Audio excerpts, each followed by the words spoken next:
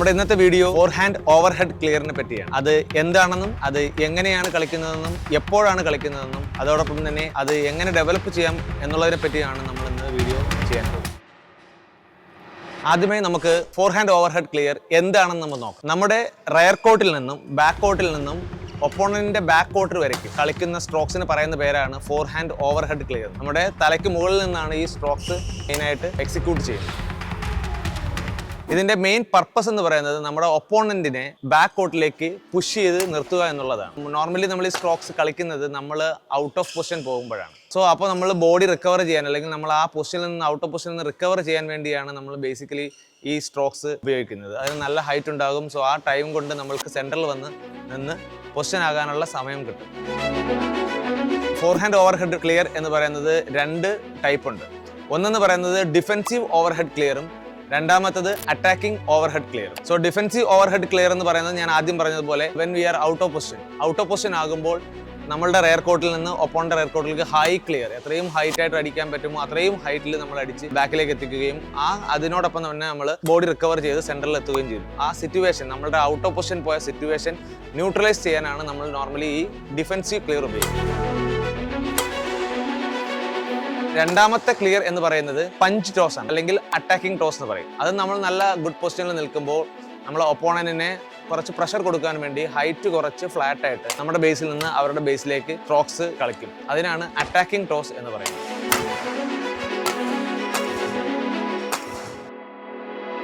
Commonly നമ്മുടെ four hand over head clear use ചെയ്യുന്നത് normally in സിംഗിൾസിലാണ്. അതുപോലെ എക്സ്പെഷ്യലി അത് വുമൺ സിംഗിൾസ് അല്ലെങ്കിൽ ഗേൾ സിംഗിൾസിലെ അല്ലെങ്കിൽ ബോയ്സ് സിംഗിൾസ് അതിലാണ് നമ്മൾ ഉപയോഗിക്കുന്നത്. മെൻ സിംഗിൾസിൽ very rarely we use.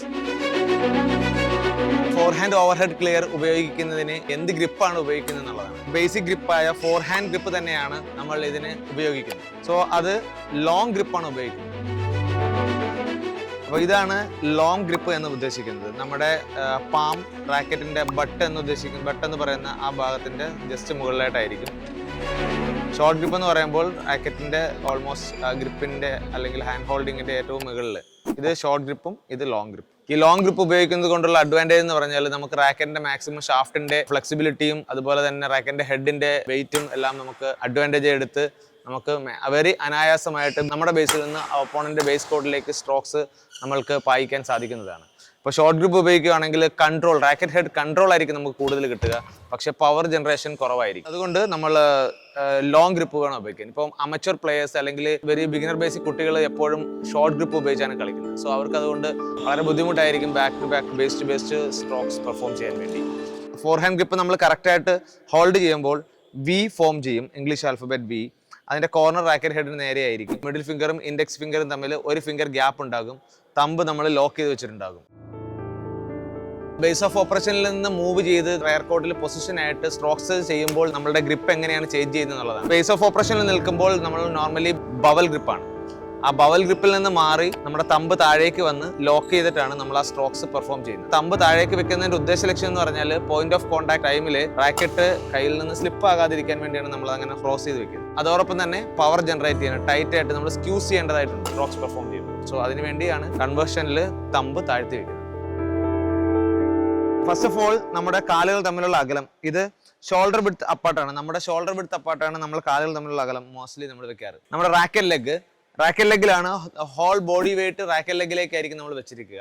So left leg just അത് റൈറ്റ് ഹാൻഡേഴ്സിന്റെ ആണെങ്കിൽ ലെഫ്റ്റ് ലെഗിൽ ജസ്റ്റ് ടച്ച് ചെയ്ത് ഫുൾ ബോഡി വെയിറ്റ് ബാക്ക് ലെഗിലായിരിക്കും. ഇനി നമ്മുടെ അപ്പർ ബോഡിയാണ്. Upper body badminton court side ലൈനിലേക്ക് ഫേസ് ചെയ്ത് നിർത്തും. നമ്മുടെ ലെഫ്റ്റ് ഷോൾഡർ ഒപ്പോണന്റ് കോളിൽ നമ്മുടെ നെറ്റിലേക്ക് പോയിന്റ് ചെയ്ത് വെക്കുക, അല്ലെങ്കിൽ എൽബോ രണ്ടും ഓൾമോസ്റ്റ് 90 ഡിഗ്രി ആംഗിളിൽ നമ്മൾ ഫിക്സ് ചെയ്യേണ്ടതാണ്. നമ്മുടെ റാക്കറ്റ് ഹെഡിന്റെ പൊസിഷൻ എന്ന് പറയുന്നത് ഓൾമോസ്റ്റ് ഡയഗണലി ഡൗൺവേർഡ് ആയിട്ട് ഫേസ് ചെയ്ത് വെക്കുക. പോയിന്റ് ഓഫ് കോൺടാക്ട് എന്ന് പറയുന്നത് നമ്മുടെ ബോഡിയുടെ ഫ്രണ്ടിലും തലയ്ക്ക് മുകളിലുമാണ്. എൽബോ ഓൾമോസ്റ്റ് എക്സ്റ്റെൻഡ് ചെയ്ത് not fully extended, almost extend ചെയ്ത് സ്ലൈറ്റ് ബെൻഡ് ചെയ്ത് നമ്മുടെ ബോഡിയുടെ ഫ്രണ്ടിൽ നിന്നാണ് ഇതിന്റെ പോയിന്റ് ഓഫ് കോൺടാക്ട്.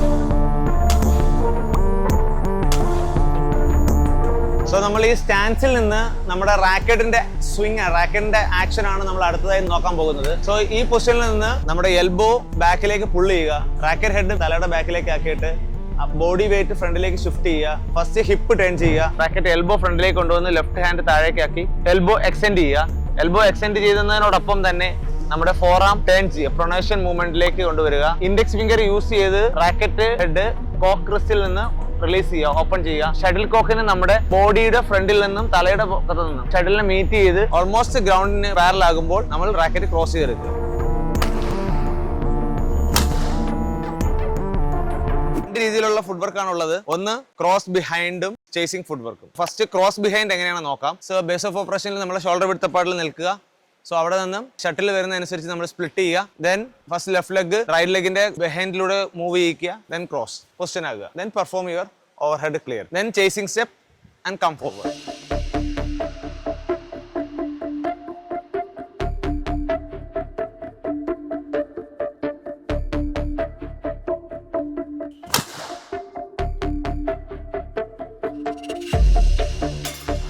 സോ ഇനി നമ്മൾ ചേസിംഗ് സ്റ്റെപ്പ് ആണ് നമ്മൾ നോക്കാൻ പോകുന്നത്. Do a split jump, then left leg bring close to the right leg, then again open, right leg open ചെയ്യുക. Again left leg bring close to the right leg, then open. It's called chasing step. Then performance forehand overhead clear. Then again move chasing.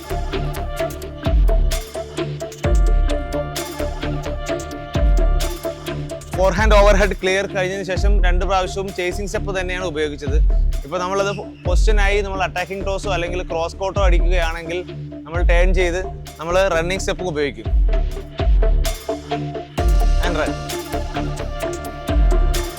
Forehand overhead clear perform ചെയ്യുമ്പോൾ സാധാരണയായി കണ്ടുവരുന്ന മിസ്റ്റേക്കുകളാണ് നമ്മളിപ്പോൾ explain ചെയ്യാൻ പോകുന്നത്. അതിൽ ആദ്യത്തേത് pan handle grip ഉപയോഗിച്ച് കളിക്കുന്ന ഒരു രീതിയാണ്. ഇതാണ് പാൻ ഹാൻഡിൽ ഗ്രിപ്പ്. ഇതിൽ നിന്ന് നമ്മൾ ഫോർ ഹാൻഡ് ഗ്രിപ്പിലേക്ക് മാറി ഇൻഡെക്സ് ഫിംഗറും റിസ്റ്റും ഉപയോഗിച്ച് കളിക്കാൻ നമ്മൾ ശ്രമിക്കണം.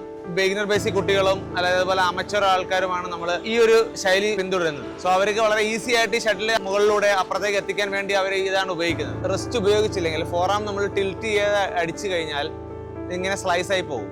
സോ ഇത് ബിഗിനേഴ്സിന് വളരെ ഡിസ്കംഫോർട്ടാണ് ഇത് കളിക്കാൻ. സോ അതുകൊണ്ട് അവർ പാൻ ഹാൻഡിൽ ഉപയോഗിച്ച് ഇങ്ങനെ തന്നെ കളിക്കും. സോ നമ്മൾ നോർമലി കളിക്കുമ്പോൾ ഫോർ ആം ഇങ്ങനെ ടേൺ ചെയ്താണ്, ട്വിസ്റ്റ് ചെയ്താണ് കളിക്കുന്നത്. ലാസ്റ്റ് 3 ഫിംഗർ നന്നായിട്ട് സ്ക്യൂസ് ചെയ്ത് ഇൻഡെക്സ് ഫിംഗർ ഉപയോഗിച്ച് റാക്കറ്റ് ഹെഡിനെ ഇങ്ങനെ പുഷ് ചെയ്താണ് ടോസ് ചെയ്യുന്നത്. It's called whip action. So ആ ആക്ഷൻ വരണം, എന്നാൽ മാത്രമേ നമുക്ക് കൺട്രോളും അല്ലെങ്കിൽ നമ്മൾ വിചാരിക്കുന്ന സ്ഥലത്തേക്ക് കൃത്യമായി എത്തിക്കാൻ സാധിക്കും.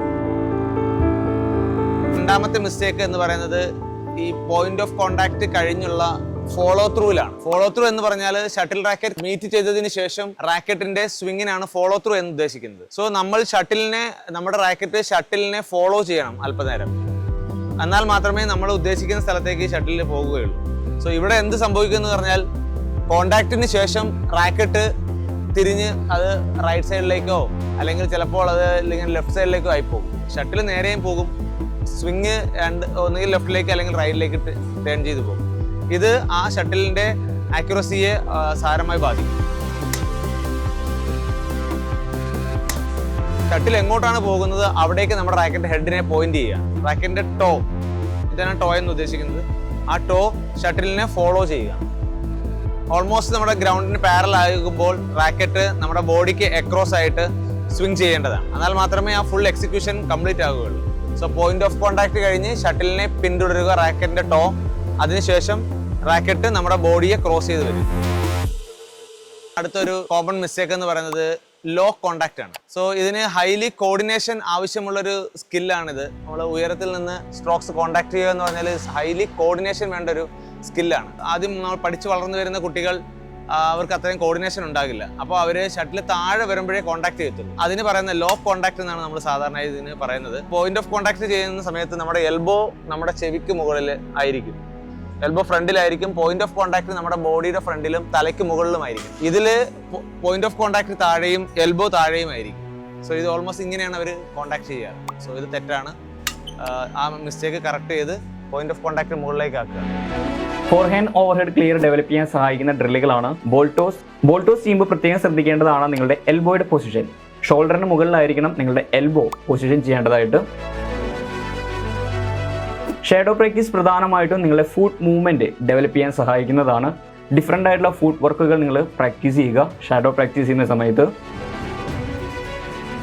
വാൾ ഡ്രിൽ പ്രാക്ടീസ് ചെയ്യുമ്പോൾ പ്രത്യേകം നിങ്ങളുടെ റാക്കറ്റ് മൂവ്മെൻറ്റ്സ് പ്രത്യേകം ശ്രദ്ധിക്കുക, എസ്പെഷ്യലി പോയിന്റ് ഓഫ് കോണ്ടാക്റ്റ്, അതുപോലെ തന്നെ ഫോളോ ത്രൂ. നമ്മുടെ ഈ സ്ട്രോക്ക് ഡെവലപ്പ് ചെയ്യാൻ വേണ്ടി നമ്മൾ സ്ഥിരമായിട്ട് പ്രാക്ടീസ് ചെയ്യുക.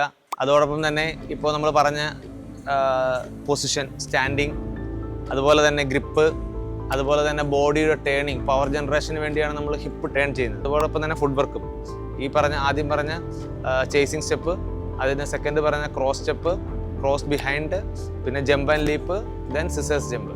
ഇങ്ങനെ 4 ടൈപ്പുള്ള ഫുഡ് വർക്കും അതിൻ്റെ കൂട്ടത്തിൽ നമ്മൾ പ്രാക്ടീസ് ചെയ്യണം.